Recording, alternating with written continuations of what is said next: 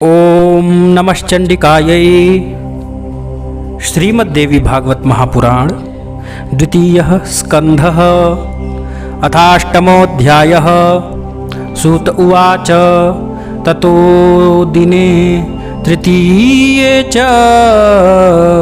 धृतराष्ट्रः स भूपतिः दावाग्निना वने दग्धः सभार्यः कुंती संयुतः।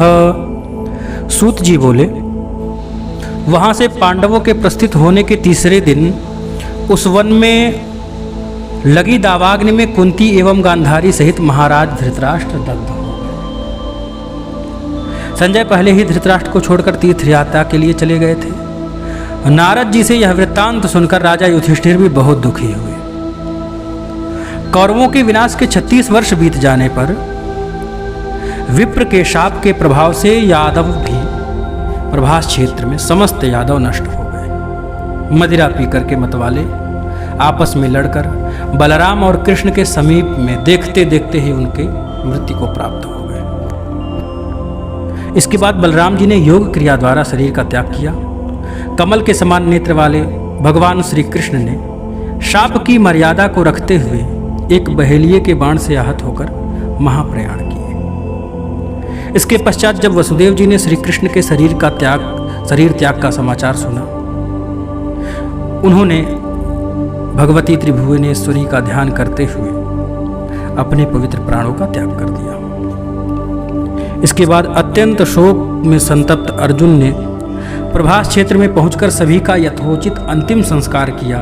भगवान श्री कृष्ण का शरीर खोजकर लकड़ी इकट्ठा करके अर्जुन ने 8 पटरानियों सहित भगवान का अंतिम संस्कार किया, दाह संस्कार किया। इसके बाद रेवती के साथ बलराम जी के मृत शरीर का दाह संस्कार करके अर्जुन ने द्वारकापुरी पहुंचकर उस नगरी से नागरिकों को बाहर निकाला। कुछ ही क्षणों में कृष्ण की वह द्वारिका समुद्र में डूब गई। अर्जुन भी लोगों को साथ में लेकर के द्वारका के लोगों कर वहां से बाहर निकल दिए। मार्ग में चारों ओर भीलों ने श्री कृष्ण की पत्नियों को लूट लिया और समस्त धन छीन लिया। उस समय अर्जुन भी तेजहीन हो गए थे।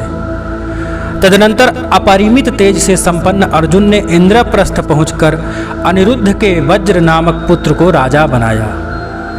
अर्जुन ने अपने तेजहीन होने का दुख व्यास जी से निवेदित किया, जिस पर व्यास जी ने उस महारथी अर्जुन से कहा कि हे महामते, भगवान श्री कृष्ण और आपका पुनः अवतार होगा, तब उस युग में आपका तेज अत्यंत उग्र होगा।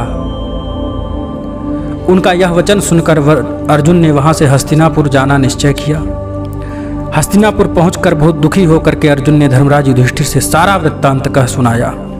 श्री कृष्ण के देह त्याग और यादवों के विनाश का समाचार सुनकर युधिष्ठिर हिमालय की ओर निकल पड़े।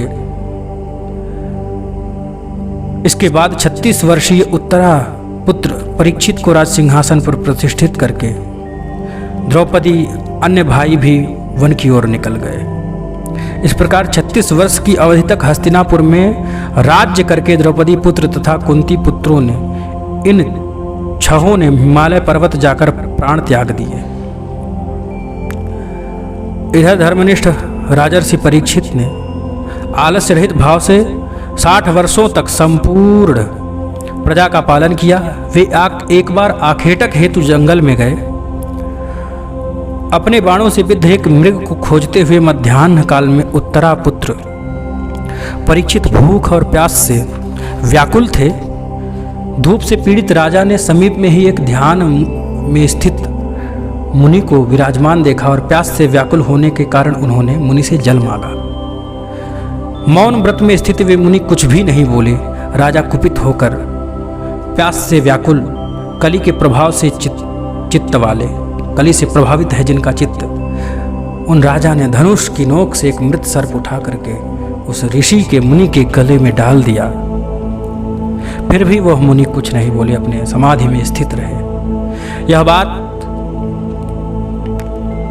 उनके ओजस्वी पुत्र महातपस्वी गविजात को पता चला।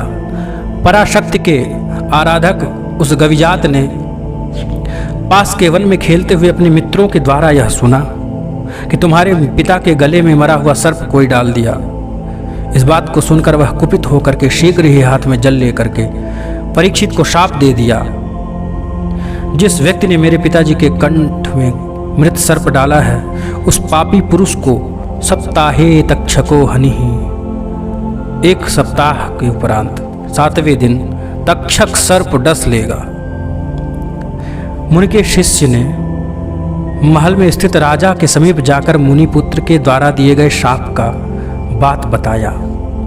ब्राह्मण के द्वारा दिए गए शाप को सुनकर अभिमन्यु पुत्र परीक्षित ने उसे अनिवार्य समझकर वृद्ध मंत्रियों से कहा कि अपने अपराध के कारण मैं मुनि पुत्र के शाप से शापित हुआ। हे मंत्रियों, अब मुझे क्या करना चाहिए? आप लोग कोई उपाय सोचें। मृत्यु तो अनिवार्य है ऐसा वेदवादी लोग कहते हैं, तथापि बुद्धिमान पुरुषों को शास्त्रोक्त रीति से सर्वथा प्रयत्न करना चाहिए। कुछ पुरुषार्थवादी विद्वान ऐसा भी कहते हैं कि बुद्धिमानी के साथ उपाय करने पर कार्य सिद्ध हो जाते हैं, न करने पर नहीं होते। मणि मंत्र और औषधि के प्रभाव अत्यंत दुर्गेय हैं। मणि धारण करने वाले सिद्ध जनों के द्वारा क्या संभव नहीं है। पूर्व काल में किसी ऋषि पत्नी को सर्प ने काट लिया था, जिससे वह मर गई थी।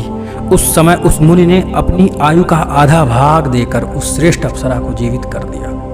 अतः बुद्धिमान लोगों को चाहिए कि वे भवितव्यता पर विश्वास न करें, उपाय भी साथ में करें। हे सचिवों, आप लोग यह दृष्टांत प्रत्यक्ष देख लें। इस लोक में या परलोक में ऐसा कोई भी मनुष्य नहीं दिखाई देता जो केवल भाग्य के भरोसे रहकर उद्यम न करता हो। गृहस्थी से विरक्त मनुष्य सन्यासी होकर जगह जगह भिक्षाटन के लिए बुलाने पर अथवा बिना बुलाए भी गृहस्थों के घर जाता है। दैवात प्राप्त उस भोजन को भी क्या कोई मुख में डाल देता है? उद्यम के बिना वह भोजन मुख से उदर में कैसे प्रवेश कर सकता है? उद्यम तो करना ही पड़ता है। अतः प्रयत्न पूर्वक उद्यम करना ही चाहिए। यदि सफलता न मिले तो बुद्धिमान मनुष्य मन में विश्वास कर ले कि ये दैव यहाँ प्रबल नहीं है। मंत्रियों ने कहा कि हे महाराज, वे कौन मुनि थे जिन्होंने अपनी आधी आयु देकर अपनी प्रिय पत्नी को जीवित किया था? वह कैसे मर गई थी? यह कथा विस्तार से हमसे कहिए। राजा बोले कि महर्षि भृगु की एक सुंदर स्त्री थी जिसका नाम पुलोमा था। उससे परम विख्यात च्यवन मुनि का जन्म हुआ था। च्यवन की पत्नी का नाम सुकन्या था। वह महाराज सरयाति की रूपवती कन्या थी।